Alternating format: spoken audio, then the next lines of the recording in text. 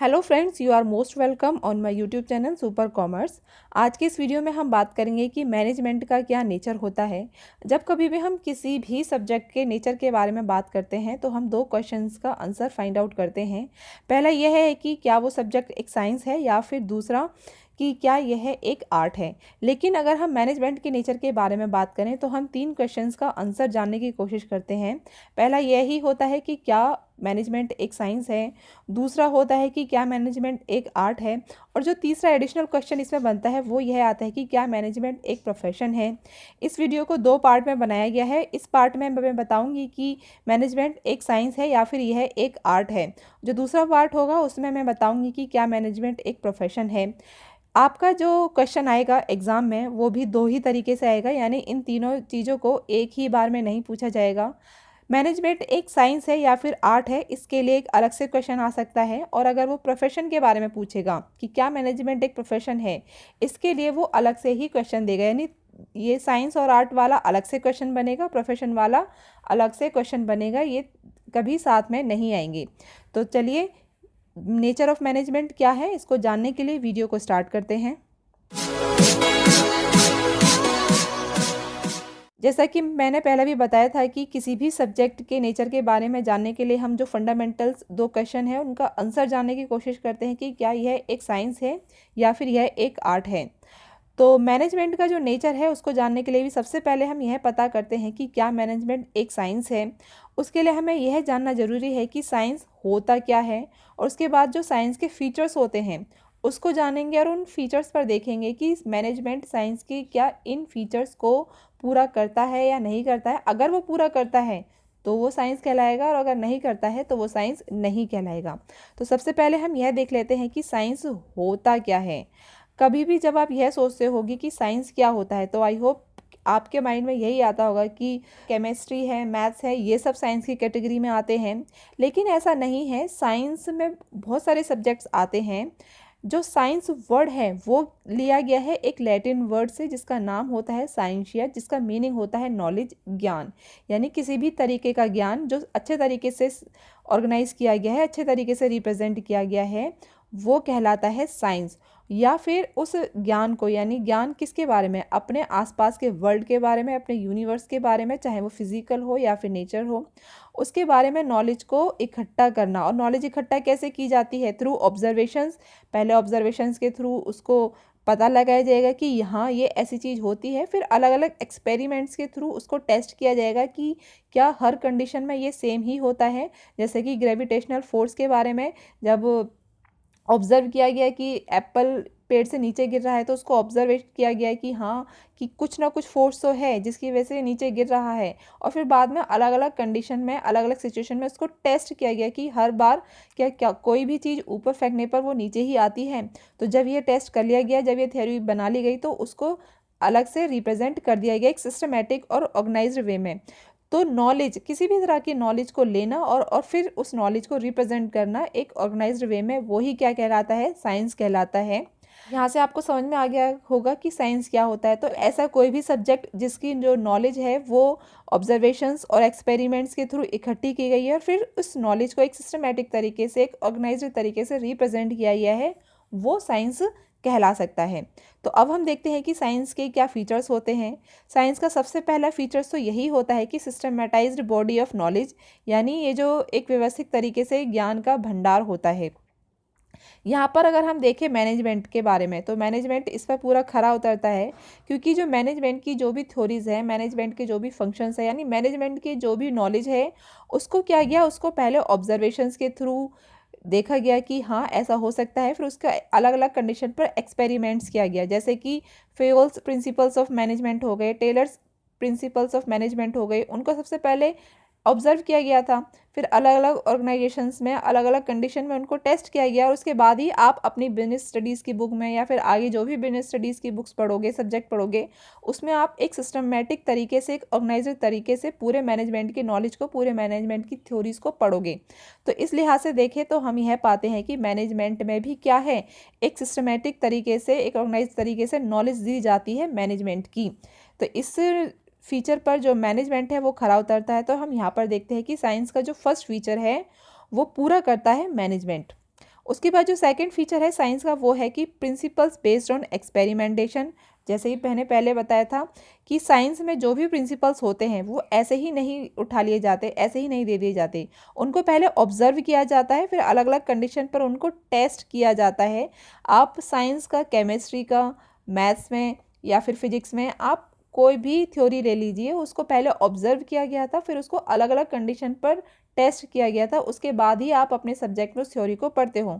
Similarly management में भी ऐसा ही है। मैनेजमेंट में आप जो भी थ्योरी पढ़ते हो, जो भी फंक्शंस पढ़ते हो, उनको टाइम टू टाइम जो भी हमारे स्कॉलर्स रहे हैं उनको ऑब्जर्व किया गया कि हाँ ऐसा होना चाहिए, फिर ऐसा क्यों होना चाहिए, उनको अलग अलग कंडीशन पर एक्सपेरिमेंट किया गया और तब जाकर उनको थ्योरी के रूप में बनाया गया। फिर आज के टाइम में हम उसको अपनी बुक्स में, अपने बिजनेस स्टडीज़ में पढ़ते हैं। तो इस फीचर को भी जो मैनेजमेंट है वो पूरा करता है। उसके बाद हम जो थर्ड फीचर है साइंस का वो देखते हैं, जो है कि कॉज एंड इफेक्ट रिलेशनशिप। यानी साइंस में जो भी थ्योरी पढ़ते हैं वो क्या बताता है कि कारण और परिणाम के बीच में रिलेशन बताता है। जैसे कि ग्रेविटेशनल फोर्स की जो थ्योरी है, अगर आप उसके बारे में पढ़ोगे तो उसका कारण, यानी कारण क्या होगा कि किसी भी चीज़ को जब आप ऊपर फेंकोगे तो परिणाम क्या होगा, परिणाम यह होगा कि जो अर्थ का ग्रेविटेशनल फोर्स है वो उसको अपनी तरफ नीचे खींच लेगा, चाहे फिर वो आप कहीं पर भी उस एक्सपेरिमेंट को करो। तो यानी साइंस में क्या होता है कि कारण और परिणाम, कॉज एंड इफेक्ट के बीच में रिलेशनशिप फाइंड आउट किया जाता है। इस फीचर पर अगर हम मैनेजमेंट को देखें तो यहाँ पर हम यह पाते हैं कि मैनेजमेंट के जो भी प्रिंसिपल्स हैं उसमें भी काफ़ी हद तक कॉज एंड इफेक्ट में रिलेशनशिप फाइंड आउट किया जाता है।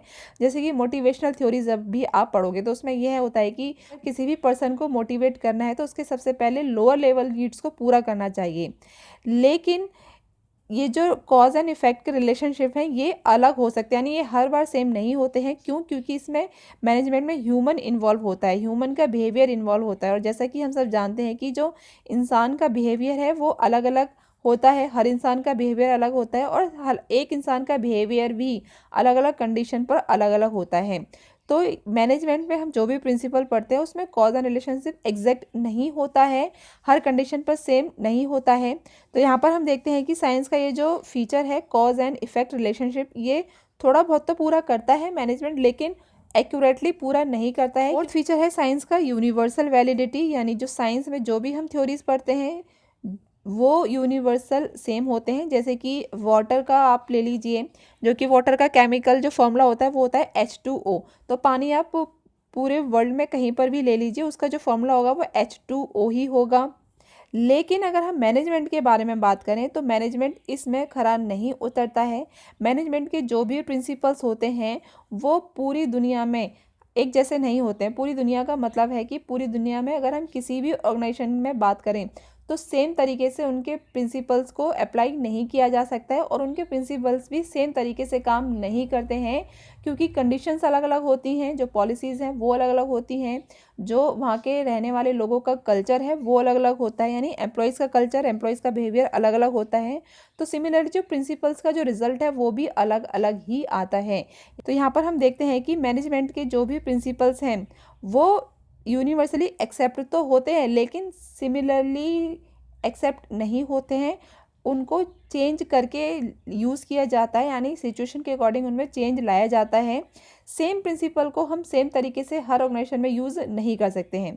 तो यहाँ पर हमने देखा कि साइंस के 4 फीचर्स में से 2 फीचर्स तो पूरे करता है मैनेजमेंट, जो कि क्या थे कि एक सिस्टमेटिक नॉलेज है और फिर उस नॉलेज को ऑब्जर्वेशन और एक्सपेरिमेंट के थ्रू इकट्ठा किया जाता है। लेकिन बाकी के जो 2 फीचर्स थे, यानी कि जो साइंस के कॉज एंड इफेक्ट का रिलेशन है और जो साइंस है पूरी यूनिवर्सली एक समान होता है, वो मैनेजमेंट पूरा नहीं करता है। तो इस बेसिस पर हम यह कंक्लूज़न निकाल सकते हैं कि मैनेजमेंट एक एग्जैक्ट साइंस नहीं है, केमिस्ट्री की तरह, फिजिक्स की तरह, बायो की तरह या फिर मैथ्स की तरह, बल्कि ये इनएग्जैक्ट साइंस है। यानी इनएग्जैक्ट साइंस क्या है कि यह एक सोशल साइंस है कि जो मैनेजमेंट की थ्योरीज हैं, मैनेजमेंट के जो प्रिंसिपल्स हैं वो अप्लाई होते हैं ह्यूमन पर, एम्प्लॉयज़ पर, जिनका बिहेवियर सेम नहीं होता है। तो यहाँ से हम कह सकते हैं कि मैनेजमेंट एक साइंस तो होता है लेकिन इसमें ह्यूमन बिहेवियर इन्वॉल्व होता है और ये साइंस के सारे फीचर्स को पूरा नहीं करता है, तो इसीलिए यह एक सोशल साइंस है। अब हम देखते हैं कि क्या मैनेजमेंट एक आर्ट है। वही प्रोसीजर रहेगा। सबसे पहले हम समझेंगे कि आर्ट क्या होता है, फिर अलग अलग फीचर्स पर हम ये देखेंगे कि मैनेजमेंट कितने फीचर्स को पूरा करता है। देखिए, आर्ट भी एक किसी भी चीज़ के बारे में नॉलेज हो सकती है, लेकिन उस नॉलेज की जो प्रैक्टिस है वो डिपेंड करती है अलग अलग पर्सन पर, और जो अलग अलग पर्सन की स्किल्स होती है, क्रिएटिविटी होती है, वो भी डिपेंड करती है। आर्ट का मतलब भी क्या होता है, यानी कला। किसी भी चीज़ को अगर कोई इंसान सीख रहा है तो उसकी जो थ्योरी होगी, उसका जो नॉलेज होगा, वो हर इंसान के लिए अलग अलग होगा, लेकिन वो उस नॉलेज को कैसे यूज़ करता है वो डिपेंड होगा उस हर एक इंसान की स्किल और क्रिएटिविटी पर। और क्रिएटिविटी का मतलब क्या होता है, क्रिएटिविटी का मतलब होता है कि आपके माइंड से कुछ भी आइडियाज़ आते हो, आप उस आइडियाज़ को किस तरह से इम्प्लीमेंट करते हो।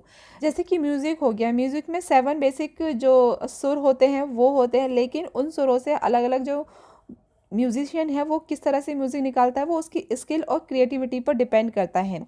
तो आर्ट में स्किल और क्रिएटिविटी बहुत ही ज़्यादा इन्वॉल्व होती है, यानी नॉलेज तो सबको सेम मिलती है, लेकिन कोई पर्सन उस नॉलेज को किस तरह से यूज़ करता है वो डिपेंड करता है उसके स्किल और क्रिएटिविटी पर, इसीलिए तो हम इसको आर्ट बोलते हैं। तो अब हम देख लेते हैं कि आर्ट के क्या फीचर्स होते हैं। आर्ट का जो सबसे पहला फीचर्स होता है वो यही होता है कि एग्जिस्टेंस ऑफ थ्योरेटिकल नॉलेज, यानी आर्ट भी एक ज्ञान होता है किसी भी चीज़ के ऊपर, और इसकी जो नॉलेज है वो एक सिस्टमेटिक तरीके से ऑर्गेनाइज की जाती है। तो यहाँ पर हम देखते हैं कि मैनेजमेंट भी वही है, मैनेजमेंट के जो प्रिंसिपल्स हैं, मैनेजमेंट के जो फंक्शंस हैं वो भी नॉलेज है, यानी मैनेजमेंट का जो ज्ञान है वो एक सिस्टमेटिक तरीके से ऑर्गेनाइज किया गया है, रिप्रेजेंट किया गया है। तो यहाँ पर हम देखते हैं कि जो मैनेजमेंट है वो आर्ट के पहले फीचर को तो पूरा करता है कि आर्ट भी एक नॉलेज होती है, और मैनेजमेंट भी क्या है, मैनेजमेंट के बारे में नॉलेज देता है एक सिस्टमेटिक और ऑर्गेनाइज्ड तरीके से। यहाँ पर जो मैनेजमेंट है वो आर्ट के फर्स्ट फीचर को तो पूरा करता ही है। अब हम सेकंड फीचर देख लेते हैं कि पर्सनलाइज्ड एप्लीकेशन। एप्लीकेशन का मतलब होता है यूज़ करना, कि आर्ट में जो भी हम नॉलेज लेते हैं वो डिपेंड करती है अलग अलग पर्सन पर, यानी हर एक व्यक्ति जो भी नॉलेज ले रहा है वो उसको अपने तरीके से यूज़ करता है, अपनी क्रिएटिविटी और अपने स्किल को यूज़ कर कर। जैसे कि मैंने अभी बताया था, म्यूज़िक में 7 नोट्स होते हैं म्यूज़िक्स के, वो सब पर्सन के लिए सेम ही होते हैं, लेकिन उसको किस तरह से यूज़ करता है वो डिपेंड करता है अलग अलग पर्सन पर। यहाँ पर अगर हम मैनेजमेंट के बारे में देखें तो मैनेजमेंट की जो नॉलेज है वो भी सारे मैनेजर्स के लिए सेम होती है, लेकिन मैनेजर उस नॉलेज को किस तरह से यूज़ करता है ऑर्गेनाइजेशन में, ये डिपेंड करता है उस पर्टिकुलर मैनेजर की स्किल और क्रिएटिविटी पर। तो यहाँ पर हम देखते हैं कि जो मैनेजर की पर्सनल स्किल और क्रिएटिविटी है उस पर भी मैनेजमेंट कितने हद तक सफल होता है डिपेंड करता है, यानी मैनेजमेंट का नॉलेज सबके लिए सेम होता है, लेकिन मैनेजमेंट की थ्योरी कोई मैनेजर किस तरह से यूज़ करता है वो उसके पर्सनल स्किल और क्रिएटिविटी पर डिपेंड करता है। अब हम देखते हैं थर्ड फीचर आर्ट का, जो कि है based on practice and creativity, यानी जो आर्ट की जो नॉलेज है वो प्रैक्टिस के साथ साथ इंक्रीज़ होती है। अगर प्रैक्टिस नहीं की जाएगी तो नॉलेज हम टाइम के साथ साथ खो देते हैं, चाहे वो डांस हो, चाहे वो म्यूज़िक हो, चाहे वो कुकिंग हो। अगर उसकी हम जितने से ज़्यादा प्रैक्टिस करेंगे तो हम उसमें एक्सपर्ट बनते जाते हैं। और यहाँ पर अगर हम मैनेजमेंट के बारे में देखें तो मैनेजमेंट में भी ये सेम अप्लाई होता है, यानी मैनेजमेंट की जो भी नॉलेज है वो एक बार ले तो ली जाती है, लेकिन जब उसको प्रैक्टिस की जाती है, यानी जब उसको अप्लाई किया जाता है बार बार अलग अलग सिचुएशन में, तो हम उसके एक्सपर्ट बन जाते हैं। और इसीलिए किसी भी मैनेजर को अगर एक्सपीरियंस होता है तो वो बहुत ही अच्छा माना जाता है, क्योंकि एक्सपीरियंस का क्या मतलब है कि उसने अलग अलग कंडीशन में मैनेजमेंट की थ्योरीज को यूज़ किया गया है, उसने उसकी थ्योरीज को प्रैक्टिस की है, इसलिए उसको बहुत अच्छे से आती है, यानी वो एक्सपर्ट बन चुका है। तो यहाँ पर हम देखते हैं कि मैनेजमेंट ये फीचर भी पूरा करता है आर्ट का।